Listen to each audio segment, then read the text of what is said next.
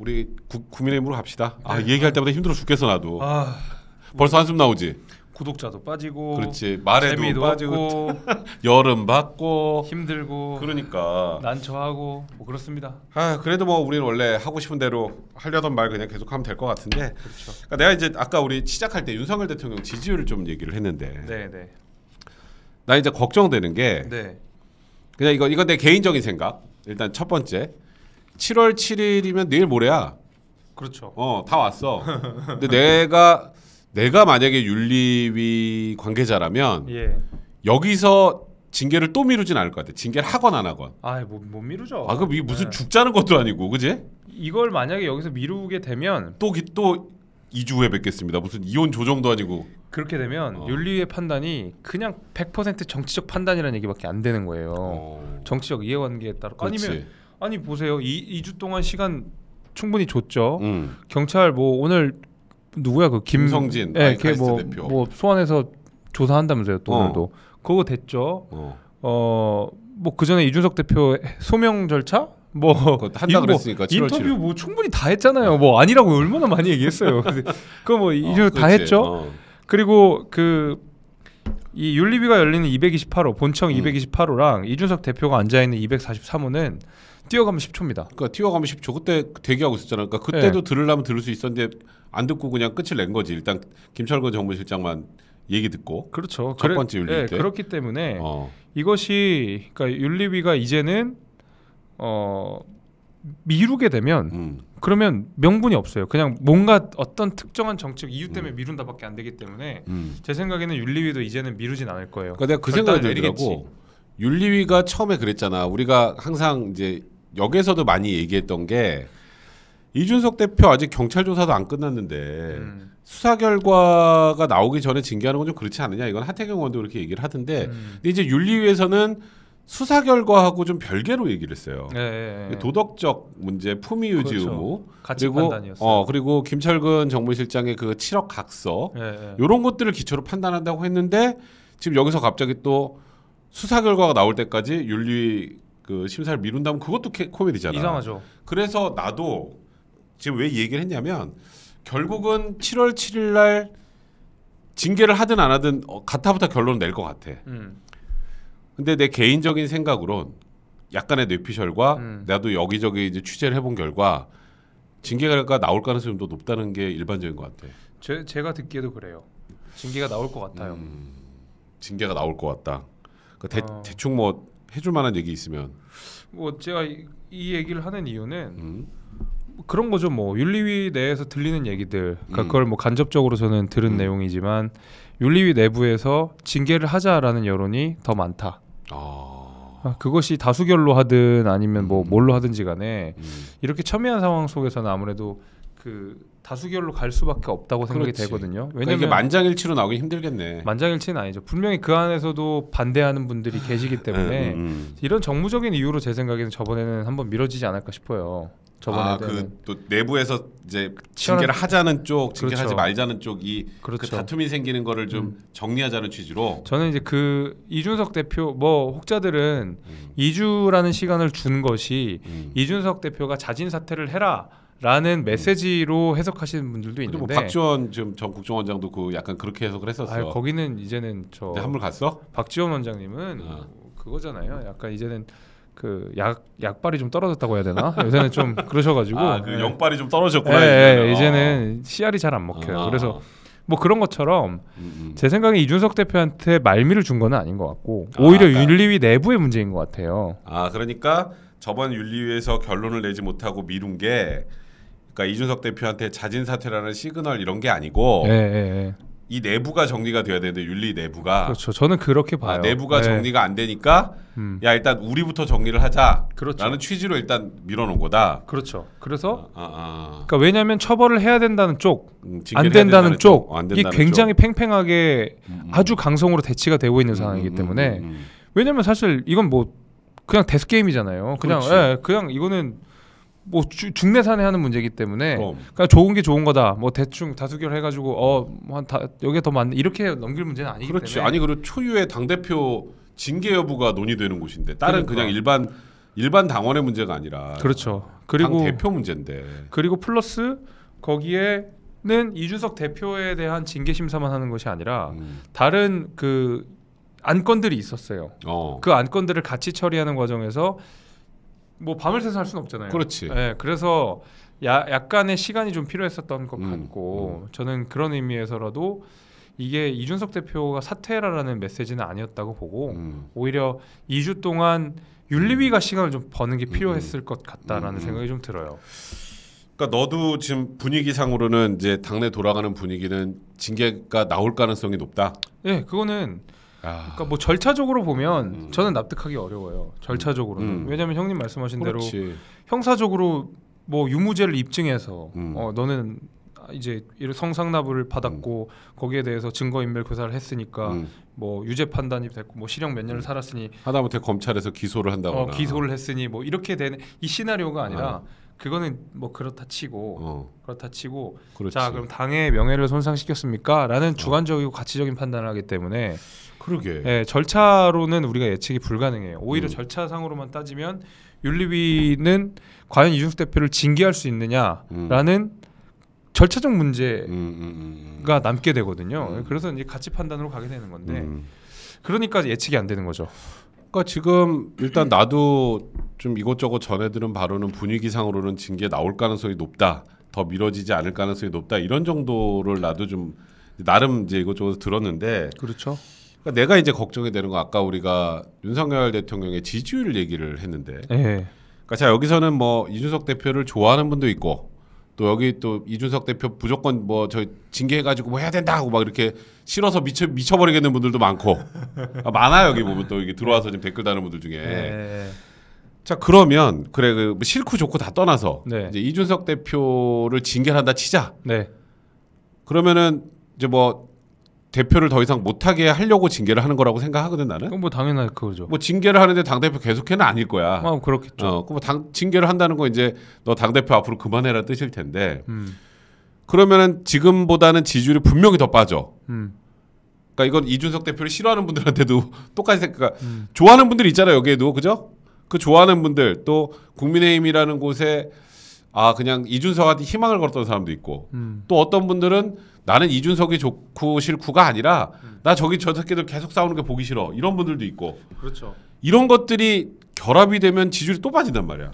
그러니까 걱정이에요. 그러니까 그 지지율 빠지는 거 어떡하려고 그래? 그러니까 이준석 대표 그 개인의 문제라기보다는 이준석 대표 개인에 대한 호불호는 확실한데 이준석 대표에 대해서 예를 들면 중립적인 태도를 보이셨던 분들이 그냥 국민의힘을 바라봤을 때 뭐 이준석 대표가 날아가다는 건 난 상관없어. 근데 저렇게 날아가는 거 보니까 국민의힘은 좀 노답인데?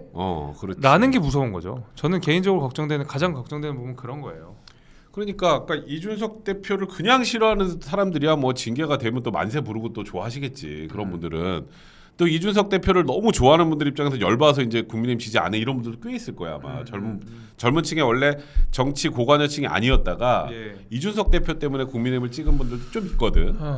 근데 이제 그거 말고 뭐 이것도 아니고 중간에 좀 그냥 국민의힘 지지하는데 이준석 대표가 요즘 하는 거 보면 썩 마음에 안 들기도 하고 근데 또 그렇다고 또 소위 말하는 윤핵관 쪽에서 저렇게 막 하는 것도 싫고 이런 분들 입장에서는 이준석 대표를 이런 정도의 사안으로 징계를 해서 날려버리면 저 국민의힘 저거 되겠나 하는 생각 분명히 하실 거라고. 난 그게 제일 걱정되더라고. 이게 이제 한편으로 좀 걱정되는 것들이 이런 거죠.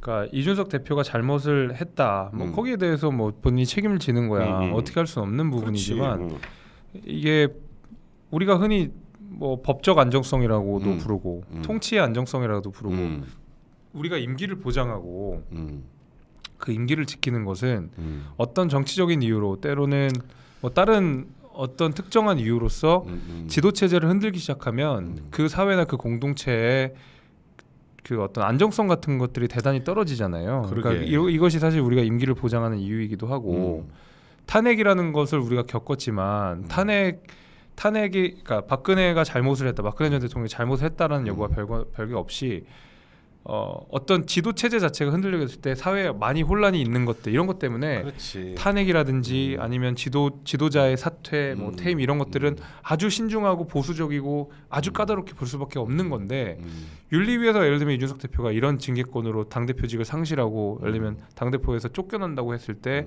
앞으로 국민의힘 지도부는 어떤 사회로 어떻게 날아갈지 몰라요. 그렇지. 네, 그게 문제인 걱정이 거예요. 되더라고. 예를 들어서 큰 선거에서 졌다거나 이제 이런 걸로 책임을 지고 사퇴해서 비대위가 만들어지는 거는 뭐 늘 그래왔으니까. 근데 그게 아닌 상황에서 그냥 아직 확정되지 않은 사실관계로 대표를 날린다.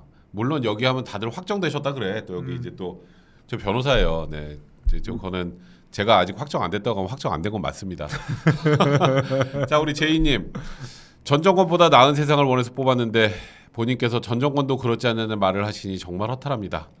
날도 더운데 그래도 두 분 힘내시고 오늘 윤석열 대통령의 발언 때문에 저도 오늘 아침에 사실 저 발언에 대해서 좀 비판적인 시각으로 말씀을 드렸는데, 그러니까 국민의힘을 지지하고 윤석열 대통령이 잘 되길 바라고 대통령을 지지해도 아닌 건 아닌 거예요. 그러니까 저 때 그냥 오히려 그래도 국민 여러분들의 기대에 조금 부응하지 못한 부분들이 있었던 것도 사실이다. 이 부분에 대해서는 죄송하다. 하지만 앞으로 잘해 나갈 거다. 이런 축으로 좀 얘기를 해주셨으면 좋지 않았을까라는 아쉬움 분명히 들더라고. 이경선님, 준스톤이 징계를 받든 안 받든 상관없는 일입니다. 하지만 윤리위가 결정을 끝내면 당내 갈등이 심화될 것 같고 내년 전당대회까지 이어진다면 윤 정부나 국힘의 미래가 암울해질 것 같아요. 딱 이렇게 생각하는 분들이 어찌 보면 가장 문제죠. 네, 중도층의 가장 걱정인 거고. 대표적인 시선이라고 생각해요. 대표적인 생각이라고 생각하고. 그러니까 포시 2727님, 권성동 장지원도 좋아하지 않지만 이준석 대표도 당대표의 자질이 없는 것 같아요. 어떤 일이든 노골적으로 대응하는 모습이 실망입니다. 이것도 맞아요. 이거는 저희가 계속 저희가 맨날 부분이에요. 지적하는 거예요. 네. 그러니까 지금 일부 또 그래서 이준석 대표에 대해서 징계를 찬성하는 분들 중에 많은 분들은 또 냅두면 계속 저런다. 이런 분들이 좀 있더라고. 그러니까 이 부분은 이준석 대표도 좀 정확하게 인지를 하고 받아들여야 되는데, 일단 이준석 대표도 그냥 공격적인 성향이 워낙 강하니까 그게 또 그러니까. 이준석 대표기도 하고, 그렇죠. 그런 부분들이 좀 계속 논란이 되는 거죠. 저 하나 읽어드려요. 박근혜 대통령의 비서실장 어려워. 갸갸님, 박근혜 대통령의 비서실장이었던 정윤회 씨의 동생이 아이카이스트의 직원이었을 정도로 김성진은 박근혜 정권의 실세들과 연결되어 있었는데 김성진이 굳이 아무 직책도 없던 이준석에게 공을 들였을까요? 가세연이 휘두른 칼에 박근혜 대통령이 다칠지도 모른다는 생각도 드네요. 근데 사실 뭐 이런 이유 때문에 이준석 대표에게 무조건 죄가 없습니다라고 단언할 수는 또 없어요. 저희는 이 부분에 대해서는 열어놓고 봐야 되는 부분이고, 그러니까 말 그대로 결정된다면, 만약에 사실로 확인이 된다면 그건 이준석 대표가 당대표를 할 수 없는 거고, 사실 확인이 되지 않은 경우에는 참 애매한 상황이 계속될 것이다.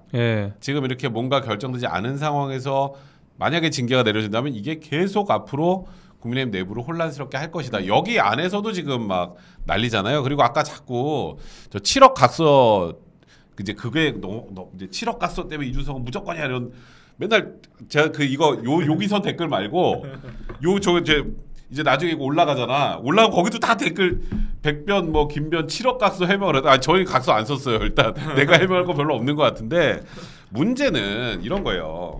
자, 우리 7억 각서. 그거 이상하죠. 나도 그게 제일 이상해.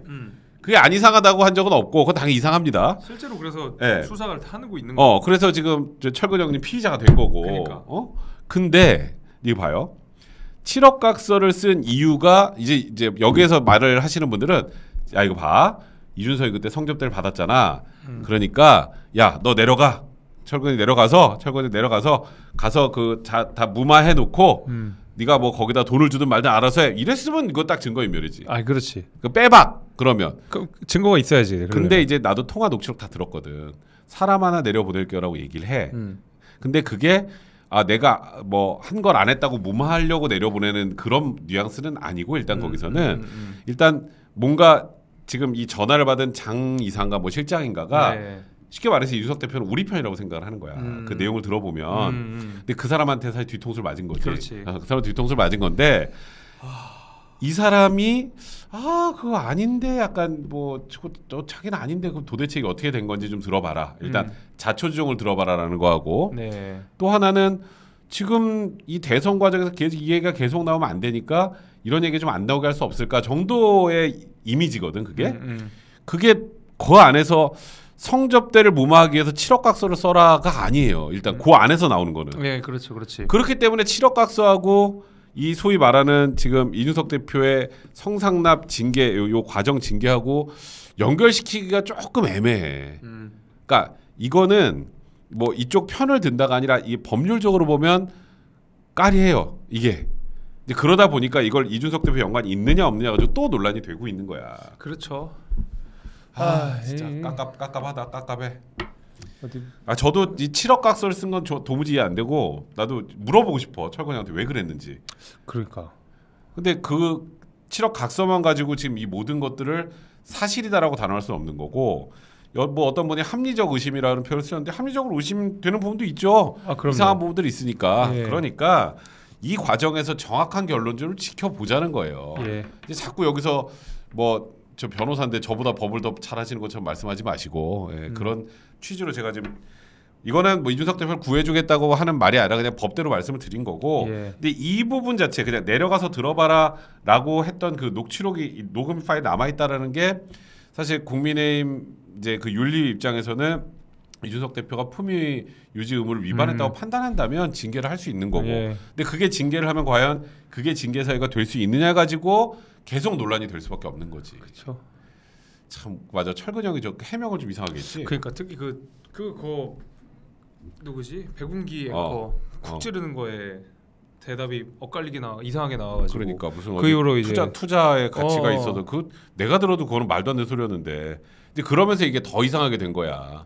골치 아프겠죠. 아무튼 좀 골치 아픈 상황이긴 합니다만 요것만 가지고 이준석 대표가 성상납에 대한 증거인멸을 교사했다라고 단하기 어렵다라는 게 지금 이 사안을 머리 아프게 만드는 겁니다. 네. 자 그리고 데니님 근데 논리적 이성적으로 그냥 감정 다 빼고 생각하면 징계하기 어려운 사안 같은데 그러니까 제가 저런 생각이에요. 징계를 하게 만드는 세력은 어떤 이점 때문에 징계를 하려는 건가요? 당이 망하든 말든 일단 공천권 개혁 맞고 본인 자리 지키려는 거 말고 다른 이유가 있나요?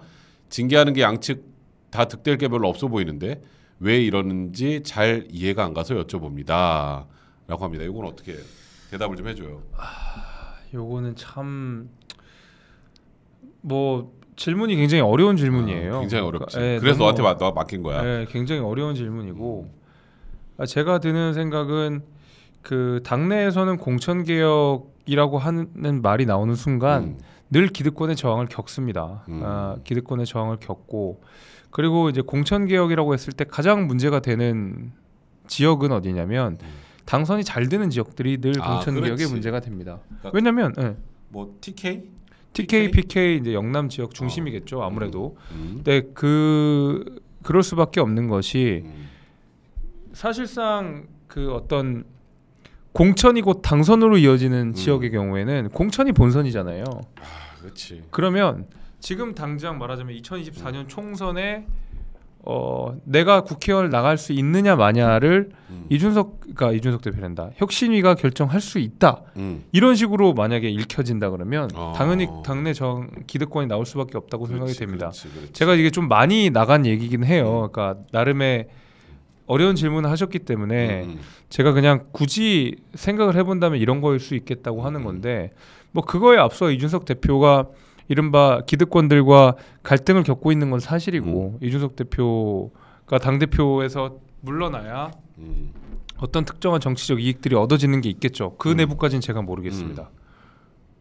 네. 그러니까 참 깝깝한 문제예요. 자 울프레마트님 오늘 엄청 덥네요. 요새 보면 과거 중종 때 주초 유양 사건을 경험하는 것 같아요.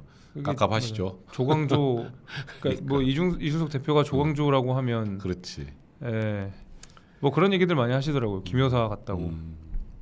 스칼렛 한님 본인이 밀려날 수도 있는 빌미를 준 사람이나 혈안이 되어 빌미를 찾는 사람이나 다 똑같습니다.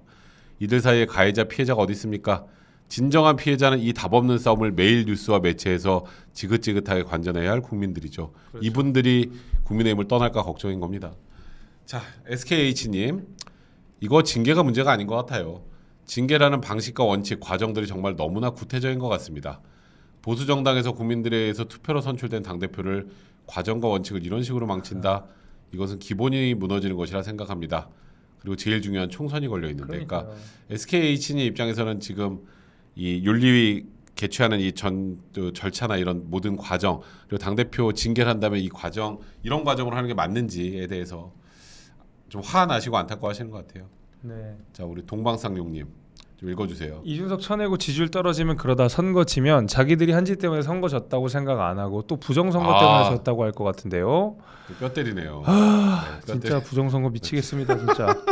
아주 부정선거만 나오나 왜 이렇게 웃음이 나오나? 저도 그래요, 저도. 그러니까 그런 뭐 지금 동방상용님 당연히 지금 저런 거 얘기하시는 분들에 대해서 약간 비꼬아서 말씀하신 것 같고, Y주님 주제랑은 상관없지만 도봉에 가인 김병록길이 있는데 김종인 대표님 조부이신데 혹시 말씀해 보셨나요? 하셨습니다. 당연히 말씀 나눴고 당연히 잘 알죠. 제가 김종인 위원장이 제 국회의원 선거 나갈 때 김종인 위원장이 후원회장이셨어요. 말씀을 제가 후원회장 부탁드리면서 저한테 말씀하시더라고요. 내가 그 동네 살았다고 옛날에. 그래서 아드님이시다. 손자죠, 손자. 그러니까 가인 김병록 선생. 그때는 창동리였어요. 양주시 창동리. 지금은 창동인데 도봉구 창동인데 거기에서 사셨다 하더라고요. 그래서 아직까지도 김종인 김병록 선생 모시던 그 집에 이제 뭐 식구들이 있을 거 아닙니까? 그렇지. 거기가 사시는 분들이 있어요. 창동에 여전히. 네, 잘 알고 있습니다. 네, 그렇습니다. 우리 데니님, 제가 어려서 그런가? 저는 이준석이 공격적이라서 보기 안 좋다기보다 오히려 모든 정치인들이 모든 사안들에 대해서 감정적 말고 논리적으로 치고받고 토론하는 모습을 보고 싶습니다. 그러니까 그냥 좋은 게 좋은 거야 이런 거보다 옳고 그름을 명확하게 가릴 수 있는 토론, 논리적이고 이성적인 토론을 보고 싶다라는 거. 그러니까 딱 이준석 대표를 좋아하는 분들이 많이 저런 생각을 하시는 것 같아요. 네오그레이스님, 답답해서 말이 안 나오는 게 이준석 대표를 징계할 거면 그에 맞는 증거를 가지고 수사 결과를 가지고 해야죠. 고작 근거가 가세형 같은 유튜브고 그걸 근거로 당대표를 공격해요? 그렇게 유승민 배신자라고 하던 사람들이 이건 내부 총질 아니고 진짜 이런 정당을 지지해야 되나. 오늘은 되게 문자 주시는 분들이 되게 많으시네요. 확실히. 화도 많이 나셨고. 맞아요. 신정혜님, 정치 환멸로 외면했던 투표를 간절한 마음으로 임하게 해주신 우리 이준석 대표님, 국힘에 무슨 품위가 있다고 품위 손상을 거론하지. 오늘 뼈 너무 때린다. 뼈 너무 때려. 재섭이 울라 그래요 지금. 울 것 같아요. 아유, 마태채님, 국민의힘은 어떤 선택을 하든 당사에 적어둔 것처럼 무한 책임지시면 되는 거 아닌가요? 여전히 뼈를 때리고 계십니다. 자, 우리 네오그레이스님, 자, 요즘 보면 그냥 보수의 극단적 지지층이 문제입니다. 민주당도 그렇고요라고 하셨습니다. 아무튼 내가 또 오늘 그 기사를 보니까 그 이준석 대표가, 난 사실 이 발언은 나도 좀 적절하진 않았다고 생각하는데, 간장한 사발. 간장한 사발도 윤리위로 넘어간다는 취지로 기사가 떴더라고. 그러니까요. 이것도 품위유지 위반인가? 누가 뭐 고발을 하는 건가요? 뭐 누가 어떤 단체가 뭐 있었다는 것 같던데. 그래서 뭐 이것도 뭐 아까 보니까 단독 해가지고 또 윤리위로 올라가네 마네 이러고 있더라고. 그러니까 이제 문제는 이런 거예요. 잘못을 했으면 처벌을 받는 게 맞는데 그 윤리위의 징계를 통해서 당 대표가 쫓겨나는 게 안 좋은 사례가 될 수 있다라는 거예요. 그렇지. 예를 들면 그 차기 당 대표가 왔다고 칩시다. 예를 들면 이제 이준석 대표가 물러나고 뭐 중진 의원이 됐다고 칩시다. 그러면 이준석 대표를 지지했던 내지는 그 중진이 싫은 정치 세력들이 여기 또 굉장히 많으셔. 또 다른 이유를 들어서 윤리위의 징계를 청구하면 그 윤리위는 그 징계 안 할 거예요? 징계해야지. 만약에 사유가 된다 그러면. 사유가 된다면 해야지. 사유 된다 그러면 어떻게 할 거예요? 그러면 계속 모든 리더십이 흔들릴 수밖에 없고. 제가 아까 말씀드렸던 리더십의 안정성은 이런 면에서 중요한 거라고 보는 거예요. 그러니까 지금 이제 이게 걱정이 되는 게 아까도 말했지만 윤석열 대통령의 지지율은 자꾸 조금씩 빠지고, 그리고 지금 대통령실도 대응이 제대로 되는 것 같지가 않고, 그리고 당은 지금 일단 국민들이 입장에서 보기에는 그냥 서로 지금 권력 다툼에서 치고받고 싸우는 것 같고, 지금 물가도 오르고 기름값도 오르고 지금 모든 뭐 하여튼 경제는 난리인데 국회는 돌아가는 것 같지도 않고. 그래서 당에서 근데 그럼에도 당내에서 싸움만 하고. 이게 딱 이 전형적인 여당이 버림받는 길이거든. 그러니까 지금 내가 읊어주는 게 이렇게 하면 여당이 박살나요를 쭉 읊어준 거야. 박근혜 임기 초기에 비슷했어요. 그렇지. 예, 그 당시에 여당에서 김무성 대표랑 서청원 대표랑 서로 싸우고 친박 비박 나눠서 서로 죽이네 살리네 싸우고 계파 갈등하고 대통령 거기 누군가 찍어 누르고 막 뭐 친박 진박 논란까지 가세하면서 막 그런 일들이 있었잖아요. 그러면 안 되죠. 그러니까 그래서 지금 나도 뭐 우리가 예상을 한 게 틀릴 수도 있겠지만 징계가 이준석 대표의 징계가 나온다고 하면 그럼 앞으로 이제 상황이 이제 진행되는 게 눈에 많이 보여서 그게 좀 걱정이 돼서 좀 그래요. 그리고 이제 이준석 대표가 지금 말을 안 하잖아 며칠째. 네. 그 왜 그러는 거야? 말을 하면 하는 대로 뭐라고 할 거고 말을 안 하면 안 하는 대로 뭐라고 하고 그러면은 말을 해서 말을 낳는다보다는 그냥 말을 안 해서 침묵하게 하는 게 낫죠. 그냥 짐작만 하게. 그러니까 전형적으로 딱 이런 거잖아요. 대통령 순방에 나갔다. 나갔다고 이제 욕을 먹어요. 안 나갔다. 안 나갔다 욕을 먹습니다.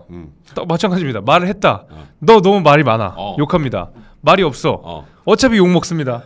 그러면 괜한 오해를 불러일으키느니 그냥 말을 안 하고 있는 게 낫죠. 피해 최소화. 네, 피해 최소화 작업. 그러니까 일단은 7월 7일 날 윤리위에서 어떤 결과가 나오기 전까지는 크게 본인의 의사표시를 많이 안 하겠다. 저는 그렇게 봐요. 근데 이제 그럼 어떤 결론이 나오면 결론이 나오면 그때는 이제 움직이겠지. 그럴 수는 있겠죠. 만약에 정말 징계를 받고 당 대표직에서 물러나게 되면 이준석 대표가 뭐 할 말 안 할 성격은 아니고 뭐라고 하겠죠 뭐. 거기다가 또 지금 뭐 배현진 최고는 계속 지금 이준석 대표가 침묵을 해도 들이받더라고. 그러니까. 근데 배현진 최고는 왜 그럴까? 본인 몸값 올리려 그러나? 아니 뭐 장이 섰죠 뭐. 장이 섰다. 장이 섰죠. 왜냐면 그러니까 되게 이제 정치권에서 주요하게 많이 하는 게 체급이 큰 사람을 때리면 그 체급이 올라갑니다. 비슷하게. 내가 체급 작은 애가 체급 큰 애를 때리면 그렇죠. 비슷하게 올라가는. 예를 들면 둘이 대등하게 싸우는 것처럼 보이는구나. 박지원 위원장이 이재명을 까잖아요. 그러면 박지원 위원장은 이재명이랑 비슷하게 언론에 다뤄지는 거예요. 그러니까 체급을 키우는 그 어떤 주요한 방법 중에 하나인데 안 그래도 어차피 세간에 모두 배현진 위원과 이준석 대표가 사이 안 좋은 거 다 알고 있고. 그렇지. 그럴 김에 이때 한 번 더 이준석의 고립을 가속화시키는 거죠. 그러니까 일단은 지금 현 시점에서는 이준석 대표 징계 쪽에 힘을 싣고 소위 그러니까 친윤계 어쨌건 좀 두드러진 인물로 보이게 하기 위한 하나의 방법. 요즘에 배현진 최고도 좀 너무 많이 나가는 것 같아서 좀 걱정이 되더라고. 우리 노바디님, 재밌다. 제가 궁예도안인데 국민의힘은 왜 이렇게 예상을 안 벗어날까요? 오늘 쓰러져요. 또 뼈 너무 맞아가지고. 오늘 힘드네요. 자, 우리 토미비냐드님 오랜만입니다. 한글 키보드입니다. 영어로 쓰시는데 맨날. 이준석 대표 힘을 실어주고 싶네요. 보스턴입니다. 보스턴에서 봐주셔서 고맙습니다. 타구님, 준스톤에 대한 현재 상황이 유승민계를 쳐내기 위한 작업으로 보는 시각도 있던데 그건 어떻게 생각하세요? 이준석은 유승민계로 볼 수 없어요 이제. 그래? 당 대표가 되는 순간 이준석은 유승민계에서 완전히 벗어난 독자적인 사람이 된 것이고. 독자적인 계가 있다면 오히려 이준석 계가 된다면 몰라도. 그렇죠. 그리고 그 여러분도 다 아시다시피 이준석 대표는 대선 경선 기간 중에 단 한 번도 유승민 의원을 편들어 준 적이 없습니다. 그때 그랬어. 네, 맞아. 정말로. 그 초기에 그거 뭐 저기 윤석열 대통령도 뭐 지구를 떠난다는 등 막 그런 유튜브에서 해가지고 뭐 유승민 대통령 만들고 싶다 뭐 그런 얘기 했던 것 때문에 또 엄청 공격받았잖아. 역차별이라는 말이 나올 정도로 유승민 당시 후보한테 유승민 후보 나오셨었어. 그러니까 연락 안 온다 그러더라고. 그때 당시에도. 그래서 그거랑은 제가 봐도 지금 뭐 현존하는 뭐 유승민계가 있다고 보기도 좀 애매한 상황이라. 맞아요. 그렇습니다. 뭐 사실 최근에 유승민 의원 활동도 거의 이번에 경기지사 경선 떨어지고 현실적으로 뭐 거의 활동을 안 하시니까. 요새 출판 기념회 같은 거는 조금 하시더라고요. 뭐 유튜브나 인스타 보면 그런 것만 좀 하신다고 종종 나오더라고요. 자, 우리 데니님, 저거 안 보여요. 뭐든 간에 누가 이기든 간에 누가 이기든 간에 중고차 허위 매물, 직좌 표시 통일화, 미국이었으면 대문났을 법한 민식이법 같은 사안들이나 해결하면 좋겠네요. 근데 데니님이 몇 살인지 모르겠는데 어리다고 말씀을 하시거든. 근데 진짜 생각보다 지금 현재 돌아가는 것 중에 사회적 이슈되는 거, 문제되는 것들 되게 정확하게 잘 아시는 것 같아요. 그러게요. 중고차 허위 매물이고